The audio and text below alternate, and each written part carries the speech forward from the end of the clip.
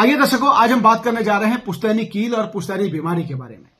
अक्सर लोगों को आपने ये कहते हुए सुना होगा कि जी ये बीमारी बस इसको बचपन से ऐसा ही है, या ये बीमारी तो मुझे ऐसे ही है 10 साल से, 15 साल से या 20 साल से दवाइयां खा रहा हूं, या जब से मकान बनाया उसके बाद से बस थोड़ी टेंशन थी तो उसके बाद से ही ये जो हाथ काम करना बंद कर गया, या ऐसा हुआ, या सर पे क्लॉटिंग आ गई, ब्लडिंग थोड़ा ज्यादा हो गई थी, क्लॉट आ गया था एक जगह पे, उसका ऑपरेशन करना पड़ा। ये सारे के सारे सीन आपके घर से जुड़े होते हैं, क्योंकि हम अपना बॉडी का वास्तु तो चेक कर रहे हैं, हम अपनी बॉडी को दिखाए जा रहे हैं, डॉक्टर को के पास बराबर जा रहे हैं, हमें कौन सा कपड़ा पहनना है, हमें कौन सा जूता पहनना है, कैसे बाल बनाना है, कौन सा क्रीम लगाना है, कैसी मूछें रखनी है, घड़ी कैसी पहननी है, अंगूठी कैसी पहननी है, सारी व्यवस्था हमारी अपडेट है। लेकिन जिस घर में ये बॉडी, ये हमारा शरीर वास कर रहा है, उसके बारे में हमने कभी सोचा ही नहीं है, उसको हमने कभी करेक्शन नहीं किया। दीवार में जहां पर हमने कील ठोक दी, वो कील वैसी ही पड़ी हुई है, चाहे उसका इस्तेमाल हो रहा हो चाहे ना हो रहा हो। दर्शकों, वो हमारा शरीर है जिस पर हम वास कर रहे हैं ना, वो हमारा शरीर है। वो पृथ्वी पे पहले खुला हुआ था। जब आपने जमीन ली घर बनाने के लिए, वो पहले खुली हुई थी, वो ऊर्जाएं खुली हुई थी, वो अपने तरीके से बह रही थी ऊर्जाएं। जब आपने जमीन ली तो आपने क्या किया, उस जमीन को कट किया। सपोज डॉक्टर जब भी आपके शरीर को छेड़ता है, आपकी कोई सर्जरी होती है, तो शरीर के जिस हिस्से को डॉक्टर काटेगा, वहां पर वो नसों को वैसे ही जोड़ देगा, एज इट इज जोड़ देगा जैसे पहले ही वो नसें थी। लेकिन हम तत्वों का ध्यान देते ही नहीं है। हम क्या करते हैं, जमीन की कटिंग करते हैं, नाग नागिन का जोड़ा रख देते हैं और प्रार्थना करके, माफी मांग करके घर बनाना शुरू कर देते हैं। उसके बाद हम तत्वों का ध्यान रखते ही नहीं है। कौन सी नस कहां पे थी, उस नस के साथ हम जोड़ते ही नहीं है। हाथ की नस हम पैर में जोड़ देते हैं, दिमाग की नस हम पैरों में जोड़ देते हैं। तो कहां से उस घर में सुख शांति आएगी? तो जब भी आप अपने घर को बनाते हो, जब भी आप अपने घर को छेड़ते हो, जब भी आप ऊर्जाओं को छेड़ते हो, उन ऊर्जाओं को एज इट इज आपने बनाना है। जब आपने जमीन की सर्जरी की, यानी जमीन पे चीरा लगाया, उसके बाद में आपने उस जगह पे वही चीजें बनानी चाहिए जैसा डॉक्टर ने सर्जरी करते समय किया था। नसों को जैसा काटा था वैसा ही जोड़ दिया। ऐसे ही आपने जब जमीन को खोदते हो, आप मकान बनाने के लिए नींव डालते हो, तो आपने ऊर्जाओं को वहां पर एज इट इज डालना है, वैसे ही डालना है, उन नसों को वैसे ही जोड़ना है। फायर एलिमेंट की जगह फायर एलिमेंट को जोड़ना है, वाटर एलिमेंट की जगह वाटर एलिमेंट जोड़ना है, स्पेस एलिमेंट की जगह स्पेस आएगा, अर्थ की जगह अर्थ आएगा, एयर एलिमेंट की जगह एयर आएगी। ये सारी व्यवस्थाएं आपने बनानी है दर्शकों, तब घर वास्तु आधारित होता है, तब घर में सुख शांति आती है।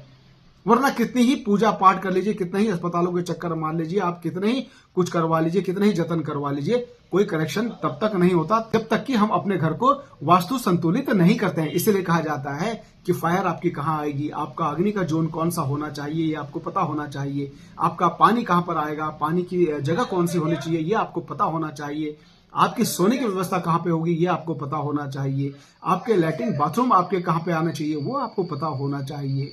तो सारी व्यवस्थाएं, सीढ़ियां कहां पर आपकी आएंगी, ब्रह्म स्थान कैसा होना चाहिए, ये सबकी व्यवस्थाएं आपको जाननी चाहिए। अब इसी व्यवस्था में आज हम बात कर रहे थे कील की। जब भी आपने पुराने मकानों में देखा होगा या नए मकान पे भी आदमी कील ठोक देता है। कोई भी दीवार पे आपको कील मिल जाएगी और वो कील एज इट इज पड़ी होगी, उसका कोई इस्तेमाल नहीं हो रहा होगा। वो ऊर्जाओं को सिर्फ डिस्टर्ब करने का काम कर रही है, वो सिर्फ आपको बीमारी देने का काम कर रही है। ये समझ लीजिए कि आपने अपने कर्म खराब कर लिया, आपने अपना शरीर खराब कर लिया वो कील वहां पर गाड़ करके, क्योंकि उसका कोई इस्तेमाल नहीं हो रहा। भाई आपके पास जो जितना कपड़ा आपको इस्तेमाल होना है वही तो आप पहनोगे, या एक्स्ट्रा सर पर रख के चले जाओगे? जो नहीं, एक्स्ट्रा भी लेके चल लेते हैं साथ में। एक्स्ट्रा लेके नहीं जाते ना कुछ उसकी बातें हो जाती है, या कुछ ना कुछ माहौल बिगड़ता है उसकी वजह से, या कोई टोक देगा। तो यही होता है ऊर्जाओं को डिस्टर्ब करना। जब आपके घरों में कीलें ठुकी होंगी, अक्सर आपने पुराने घरों में देखा होगा जहां पर बड़ी बड़ी कीलें लगी होती हैं, जैसे कुछ टांगने के लिए, पर्दा टांगने के लिए, या कोई ऐसी व्यवस्था करने के लिए। लेकिन आज उसका कोई इस्तेमाल नहीं हो रहा, लेकिन वो कीलें एज इट इज पड़ी हुई है। तो ये समझ लीजिए, जिस दीवार पे, जिस पोजिशन पे, जिस दिशा पे वो कीलें ठुकी होंगी एक्स्ट्रा, जिसका कोई इस्तेमाल नहीं हो रहा है, उससे आपको 100% पुश्तैनी, मतलब ये समझ लीजिए जब से वो कीलें ठुकी है तब से आप बीमार हो। वो बीमारी आपको मिल ही रही होगी उससे रिलेटेड, जिस भी दिशा में वो कील लगी होगी। नॉर्थ ईस्ट पे है तो आपको मेंटल इश्यूज आ रहे होंगे, आपको दिमाग की सर्जरी आपको आ रही होगी या आने वाली होगी। अब कहीं ना कहीं से आप परेशान हो रहे होंगे, दिमागी तौर पे आप परेशान होंगे, या बहुत ज्यादा उलझन आपके साथ में होगी, किसी भी तरीके से आपको उलझनें मिल रही होंगी।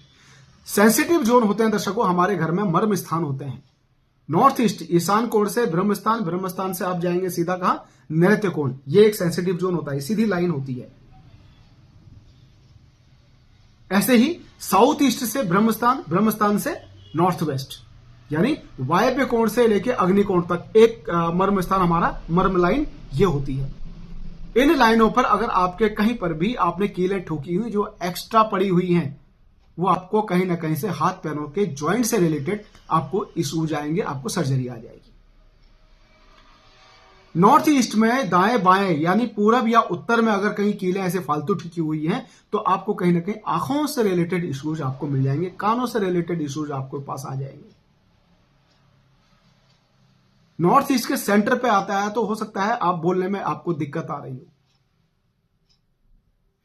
जितने जितने हमारे अंग, जैसा वास्तु पुरुष हमारे घर पे लेटे हुए हैं, जैसी व्यवस्था वास्तु पुरुष की है, उनके जिस अंग पे कील ठुका होगा, एक्स्ट्रा कील की बात मैं कर रहा हूं, जो पुश्तैनी आपने 20 साल से आपके घर में वो दीवार पे कील ठुकी हुई है, उसका कोई इस्तेमाल नहीं हो रहा, लेकिन वो कील ठुकी हुई है, तो दर्शकों उस दिशा से रिलेटेड आपको बीमारी अवश्य मिल रही है। वो तुरंत उन एक्स्ट्रा कीलों को निकालिए और निकालने के बाद में व्हाइट सीमेंट लेने के बाद व्हाइट सीमेंट पे आपने हल्दी मिलानी है और उस हल्दी को और व्हाइट सीमेंट को आपने उस पर पेस्ट कर देना है। ये आपका बहुत बड़ा उपचार है, इस उपचार को करके देखिएगा। कुछ हो सकता है जो गंभीर बीमारियां हैं जिनकी दवाइयां आप सदियों से खा रहे हो सकता है उन पर आपको आराम मिलना शुरू हो जाए। एक बार कीजिएगा जरूर। जय सिया राम।